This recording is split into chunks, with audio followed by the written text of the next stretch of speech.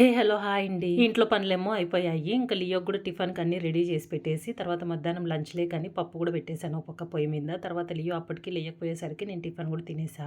ఒక పక్క పని చేసుకుంటూనే మధ్య మధ్యలో వచ్చి చూసుకొని వెళ్తున్నాను. ఎప్పుడొచ్చాడో తెలీదు. సడన్‌గా వారకొచ్చి పడుకున్నాడు. పిల్లలు పెరిగే కొద్దీ కొత్త కొత్త అలవాట్లు. పక్కన నేను ఉంటాననుకోని ఇలా దొల్లుకొని వచ్చేస్తుంటాడు ఏదో ఒక పక్కకి. వీడు మేము చేసే అన్నం ఎప్పుడు తింటాడేమో మనకైతే తెలీదు. కారం లేకుండా పెట్టాలి. అందుకే వీడికి సెపరేట్‌గా చేస్తుంటాను ఎప్పుడు. ఇప్పుడు కూరగాయలన్నీ వేసేసి రైస్ చేసి పెట్టాను. ఏది చేసి పెట్టినా నేనే తింటానంటాడు.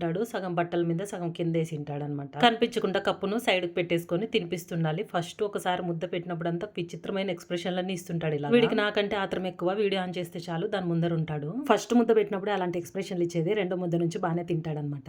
నేనేమో తలకు నూనె పెట్టేసి నున్నకు దువ్వేసి రెడీ చేసి పెట్టింటాను. అది 2 నిమిషాలు కూడా ఉండదు. ఇప్పుడు కూడా స్నానం చేయించేసి తలకు బాగా నూనె పెట్టేసి నున్నకు దువ్వు పెట్టాను. కొద్దిసేపు తర్వాత చూడండి ఎలా ఉంటాడో. మధ్య మధ్యలో అప్పుడప్పుడు ఇట్లా పనులు అయితే ఒలిచి పెడుతుంటాను. మామూలుగా అయితే నేనే తినిపించేదాన్ని. ఈ మధ్య అయితే కప్పులేకి వేసిస్తే తింటున్నాడు నీట్ గా. ఇల్లంతా అంత ప్లేస్ పెట్టుకొని ఈ మూల ఇరుక్కొని ఆడుతున్నాడు చూడండి.